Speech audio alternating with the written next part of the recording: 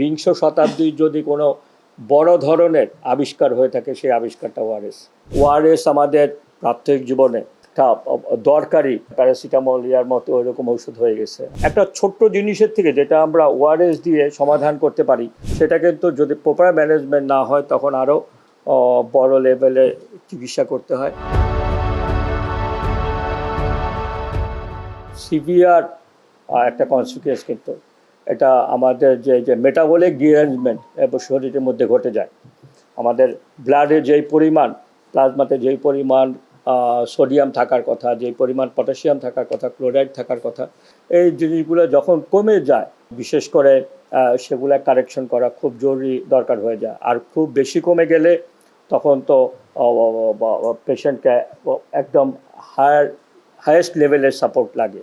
পানি শূন্যতার কারণে আরেকটা জিনিস আমাদের দেখা যায় যে কিডনিতে সমস্যা হয়ে যায়, অ্যাকিউট রেনাল ক্রাইসিস ডেভেলপ করে। তখন এই পেশেন্টগুলোকে তখন কিন্তু আলাদাভাবে একটা ছোট্ট জিনিসের থেকে যেটা আমরা ওআরএস দিয়ে সমাধান করতে পারি সেটা কিন্তু যদি প্রপার ম্যানেজমেন্ট না হয় তখন আরও বড় লেভেলে চিকিৎসা করতে হয় এবং আমাদের সাপোর্টের জায়গাটাও বেড়ে যায়।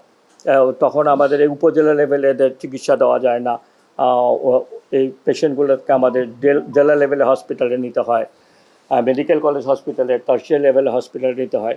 অ্যাজ এ ক্লিনিশিয়ান না, আমি দেখেছি যে এই পেশেন্টগুলোকে হ্যান্ডেল করা কিন্তু খুব কঠিন যদি তার অবস্থা খারাপ হয়ে যায়। যখন তার সাপোর্ট লাগে, বিশেষ করে আইভি ফ্লুইড সাপোর্ট এবং অন্যান্য আয়োনোটপিক সাপোর্ট, সেগুলো কিন্তু কঠিনই হয়। তা ওআরএস আসলে আমরা যখন ডাক্তার হই তখন শুনেছি যে আমাদের স্যারই বলেছেন যে বিংশ শতাব্দীর যদি কোনো বড় ধরনের আবিষ্কার হয়ে থাকে সেই আবিষ্কারটা ওআরএস। এবং এই ওআরএস যেই পরিমাণ মানুষের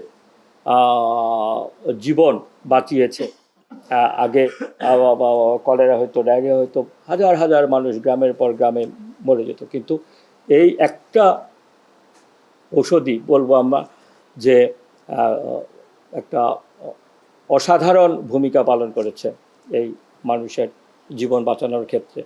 আমরা দেখেছি যে যখন মহামারীর মধ্যে এই ইন্দোনেশিয়া, ইন্ডিয়া, বাংলাদেশে যখন হয়েছিল, এটা বড় ভূমিকা পালন করছে। এখন ওআরএস আমাদের প্রাত্যহিক জীবনে একটা দরকারি, যে আমরা বলি না প্যারাসিটামল ইয়ার মতো ওইরকম ওষুধ হয়ে গেছে। হ্যাঁ, তো এই জিনিসটা সরবরাহ এবং পর্যাপ্ততা নিশ্চিত করা এবং প্রপার ম্যানেজমেন্টের মাধ্যমে এই আর কি প্রয়োগ করা, সেটা বাঞ্ছনীয় হবে। আমাদের যদি না লাগে সেখানে যদি আমরা ওআরএস খাই সেটাও কিন্তু আরেক ধরনের হ্যাজার্ড। হাইপারন্যাট্রিমিয়া হলে এখানে আপনারা জানেন সোডিয়াম আছে, পটাশিয়াম আছে, এগুলোর পরিমাণ বেড়ে গেলেও কিন্তু সেটা স্বাস্থ্যের জন্য ক্ষতিকর। তো স্বাস্থ্যের জন্য ক্ষতি তখন আবার ওটা কমানোর চেষ্টা করতে হয়। আর এই জায়গাগুলোর সাথে কিডনির অসুখ, হার্টের অসুখ, এগুলো সবগুলো জড়িত। ব্রেইনের সোডিয়াম খুব কমে গেলে তো নিউরোলজিক্যাল সিমটম ডেভেলপ করে। এটা বাচ্চাদের ক্ষেত্রে হোক, বড়দের ক্ষেত্রে হোক, পানি শূন্যতা যখন হবে, ওআরএস অথবা অন্য কোনো যদি সাপোর্টিং, আমাদের এই যে রাইস বেস ওআরএসও আছে, সেটাও কিন্তু খুব ভালো ভূমিকা পালন করছে।